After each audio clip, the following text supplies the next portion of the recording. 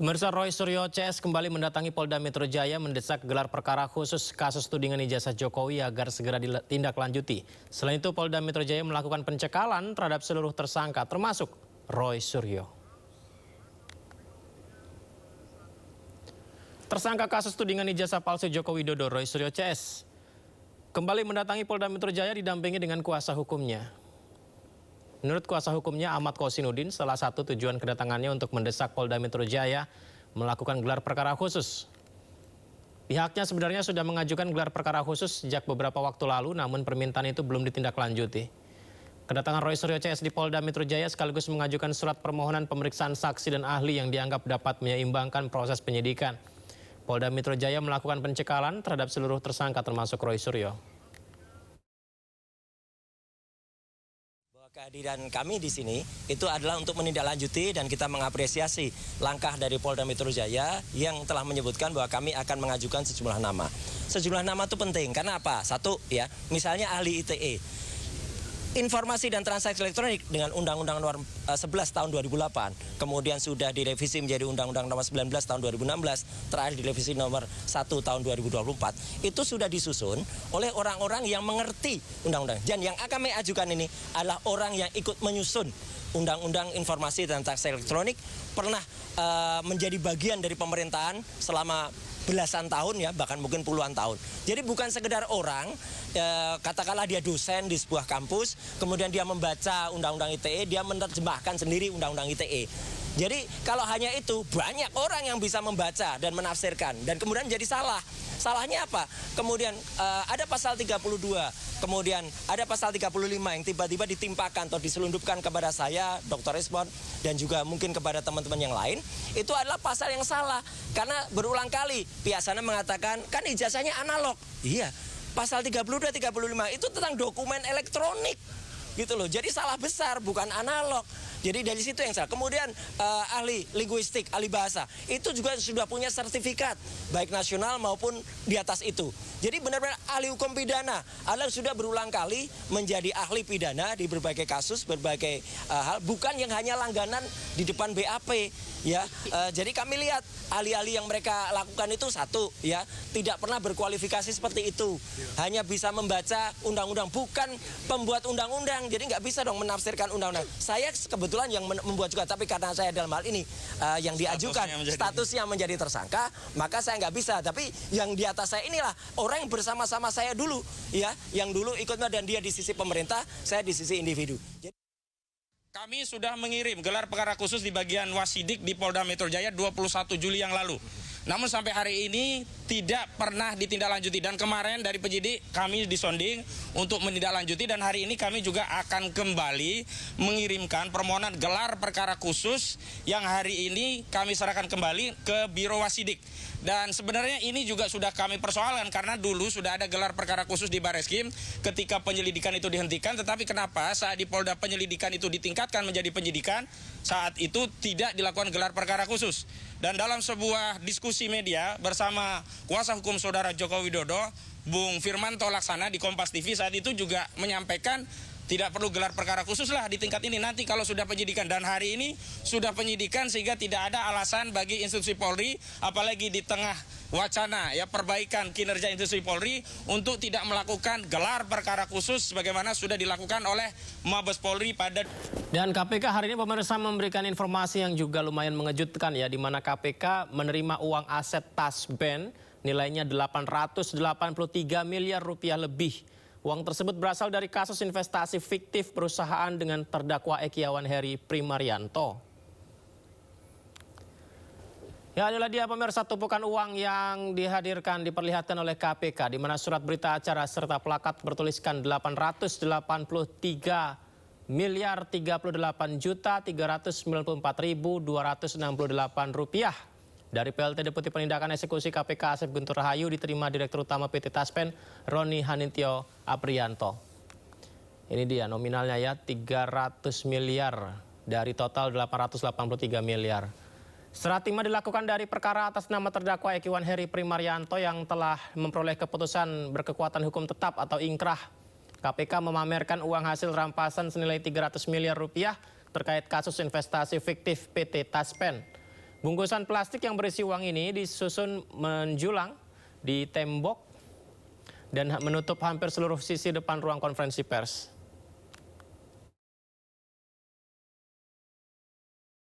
Telah mengakibatkan kerugian keuangan negara pada PT Taspen Persero sejumlah 1 triliun. Jadi ini adalah putusan dari persidangan ya, putusan majelis hakim seperti itu. Berdasarkan laporan hasil pemeriksaan investigatif BPK RI nomor 14 LHP 21/04/2025 tanggal 22 April tahun 2025. Jadi perhitungan ini terbit, ya. Jadi selama kami melaksanakan penyidikan, kemudian kami meminta BPK untuk menghitung kerugian keuangan negaranya. Nah, dari hasil perhitungan kerugian keuangan negara diperoleh bahwa keuntungannya atau kerugian keuangan negaranya yang diderita oleh PT Taspen adalah sejumlah 1 triliun. Setelah dilakukan serangkaian proses pemulihan aset oleh KPK dari perkara Taspen ini, hari ini KPK akan melakukan penyerahan kepada PT Taspen Persero. Jadi karena putusannya tadi dirampas untuk negara, CQ PT Taspen, maka kemudian setelah inkrah perkaranya, barang bukti ini ya kemudian diserahkan kembali kepada PT Taspen sesuai dengan amar putusan. Nah, mungkin rekan-rekan media bertanya, kenapa sampai harus dihadirkan gitu ya uangnya di sini gitu. Bisa saja kan kami langsung datang ke Pak Dirut gitu ya, Pak Roni untuk menyerahkan. Ini biar kelihatan takutnya kan, oh benar nggak sih ini diserahkan, jangan-jangan nggak diserahkan atau diserahkan sebagian gitu kan, seperti itu. Nah ini biar juga memberikan memperlihatkan kepada rekan-rekan dan juga masyarakat khususnya bahwa uang tersebut telah diserahkan kepada PT Taspen. Atas nama manajemen Taspen, saya menyampaikan apresiasi dan terima kasih yang sebesar-besarnya kepada KPK beserta seluruh aparat penegak hukum atas kerjasama, dedikasi dan sinergi yang telah terjalin hingga terwujudnya proses recovery atau pemulihan aset yang kita saksikan hari ini. Momentum penting yang kita saksikan hari ini merupakan capaian strategis dalam memastikan penguatan pengelolaan aset negara serta penguatan kepercayaan dan legitimasi institusi di masyarakat. Pada kesempatan yang berbahagia ini kami juga menyampaikan bahwa Taspen telah menerima penyerahan barang rampasan negara nomor BB 1086 berupa unit penyertaan reksadana Insight Tunas Bangsa Balance Fund 2 atau yang kita kenal di market dengan ticker INEX G2 dengan jumlah unit 996.694.959,3 unit atau bila ditranslate ke dalam rupiah jumlahnya adalah 883 miliar. Dumas yang dilakukan oleh TPUA. Sebelumnya Roy Suryo CS walk out dari audiensi publik tim reformasi Polri setelah dilarang bicara karena berstatus tersangka. Ketua tim Jimli Asidiki menegaskan komisi tak bisa berdialog dengan peserta yang sedang tersangkut kasus hukum. Dan juga sebentuk surat cinta kepada 11 komisioner. Isinya nggak tahu saya. Roy Suryo CS melakukan walk out dari audiensi yang digelar bersama dengan Komisi Reformasi Polri di PT IKA. Mereka walk out setelah panitia melarang Roy Suryo CS ikut berdiskusi lantaran status mereka sebagai tersangka. Roy Suryo juga mengaku tidak nyaman karena diberikan pilihan untuk meninggalkan ruangan atau tetap di ruangan namun dilarang berbicara. Tadi kami diberikan pilihan oleh Prof. Jimli untuk tetap duduk di dalam, ya, tapi kemudian tidak boleh bicara atau keluar. Ya, nah karena pilihan itu maka kami sepakat. Tadinya saya juga bilang mau di dalam aja gimana, tapi karena teman-teman bilang keluar aja, oke, maka kami sepakat untuk walk out. Ya, jadi kami sekarang serahkan kepada masyarakat apa penilaian masyarakat berarti yang harusnya menerima kami selaku semua yang ada. Dan kami sebenarnya juga tidak nyaman kalau kemudian kami keluar, karena apa? Di dalam juga ada yang ada hubungan langsung dengan pelapor. Sementara itu, Refli Harun yang juga hadir dalam audiensi itu mengatakan walkout dilakukan karena kehadiran para tersangka ditolak. Akibatnya seluruh peserta audiensi solid ikut keluar ruangan audiensi. Nah, itulah sebabnya. Nah, ketika datang tentu kaget Pak Jimli. Saya mohon maaf untuk itu ya. Kalau memang didengar Pak Jimli, saya mohon maaf. Lalu rupanya dikasih pilihan. Apakah keluar atau duduk di belakang. Rupanya mereka memilih keluar. Mayoritas ya. Memilih keluar. Karena mereka memilih keluar, kita sebelum masuk sudah solidaritas. Kalau RRT keluar, kita juga keluar. Refli mengklaim dirinya beserta 18 nama lain diundang untuk mengikuti audiensi tersebut. Undangan itu datang dari Koalisi Masyarakat Sipil yang juga ikut berdiskusi dengan Komisi Reformasi Polri. Dari Jakarta, Tim Liputan iNews melaporkan. Masih berkaitan tentang ijazah, pemirsa, KPU Solo membantah pernah memusnahkan ijazah Presiden ke-7 RI Joko Widodo. Pihaknya bahkan menyebut masih menyimpan dokumen ijazah berkas ijazah Presiden ke-7 RI itu. Jadi sempat viral beberapa hari yang lalu, pemirsa, ketika sidang KIP ya. KPU Solo akhirnya membantah isu pemusnahan tanda registrasi Presiden ke-7 RI Joko Widodo saat Jokowi mencalonkan diri sebagai wali kota Solo pada tahun 2005. Pihaknya menegaskan masih menyimpan berkas dokumen-dokumen termasuk ijazah sebagai syarat pendaftaran kala itu. KPU Solo juga menjelaskan hanya buku agenda surat masuk saja yang boleh dimusnahkan secara administratif. Terbuka informasi publik, mestinya setiap item ditutup ini harus ada uji konsekuensinya. Di sini saya lihat hampir sama ya, ada 10 Ini ya. sekalian meluruskan ya, kemarin itu yang ditanya itu kan perihal permintaan dari pemohon itu untuk nomor dan tanggal surat agenda berkas masuk ya, untuk nomor dan surat agenda masuk. Nah itu kami juga belum, apakah yang dimaksud itu buku agenda seperti ini misalnya ya. Nah kami dalam menjawab itu secara administrasi untuk agenda surat masuk itu menurut jadwal retensi itu musnah seperti itu. Jadi bukan berkasnya pendaftaran Pak Joko Widodo itu kami musnahkan, bukan. Jadi itu kami dalam menjawab itu secara administratif itu sudah dapat dimusnahkan seperti itu.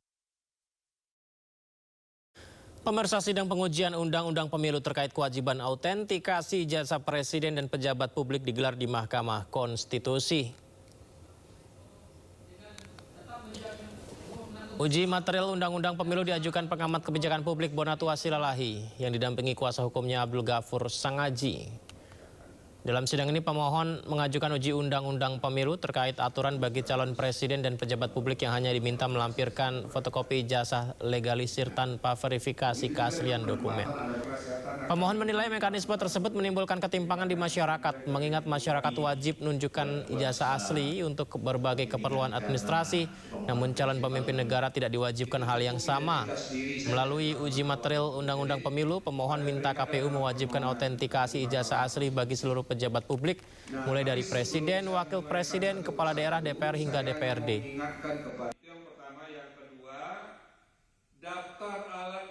Kami melihat bahwa permasalahan isu ijazah Bapak Jokowi itu adalah masa belakang. Dalam hal ini selaku orang kebijakan publik, saya berpikir kita harus melihat masa depan. Masa depan kita harus perbaiki peraturan-peraturan perundang-undangan. Kenapa? Pada intinya kita menemukan dari dokumen-dokumen yang saya kumpulkan dari KPU, KPUD, dari berita-berita penjelasan ketua komisioner-komisioner dan dari peraturan perundang-undangan PKPU itu memang tidak pernah melakukan namanya autentikasi yang istilah rejim undang-undang kearsipan autentikasi, istilah rejim pemilu itu undang-undang pemilu adalah klarifikasi. Jadi mereka hanya sebatas verifikasi. Jadi tidak pernah ada disandingkan originalitas fotokopi legalisir yang dikumpulkan mereka terhadap aslinya. Sehingga boleh dikatakan belum ada yang pernah melihat asli ini. Bagaimana asli ini lahir menjadi fotokopi tidak bisa. Bahkan saya juga tidak, selama KPU mengasih fotokopi ijazah, tidak pernah melihat proses bagaimana mereka menciptakan dokumen itu dan dikasih ke saya. Apakah dari soft copy, apakah dari...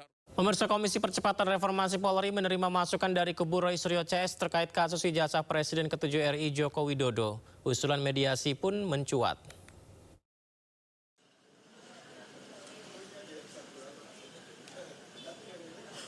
Komisi Percepatan Reformasi Polri kembali menggelar audiensi atau rapat dengar pendapat dengan masyarakat sipil di gedung STIK PTIK Jakarta Selatan. Dalam audiensi kali ini, Komisi Percepatan Reformasi Polri menerima masukan dari kubu Roy Suryo CS soal kasus ijazah Presiden ke-7 RI Joko Widodo. Ketua Komisi Percepatan Reformasi Polri, Jimli Azidiki menyebut kasus ijazah palsu adalah masalah serius. Namun demikian Jimli akan menampung masukan serta akan mengawal kasus tersebut.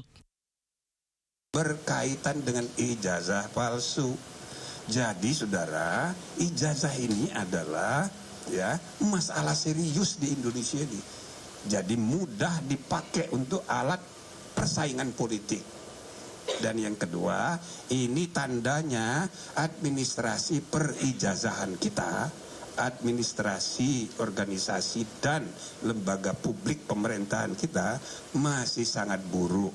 Maka saya tanya kepada teman-teman yang hadir ini termasuk Faisal Askebat, apa solusinya? Coba dipikirkan, kita mau bantu walaupun mereka tidak hadir. Karena ketidakhadiran itu karena kesepakatan kami harus dihormati. Ya, bukan kalau ketemu saya pribadi, ketemu Pak Mahfud, boleh, nggak ada masalah. Tapi rapat tadi nggak bisa, kami udah putus gitu loh.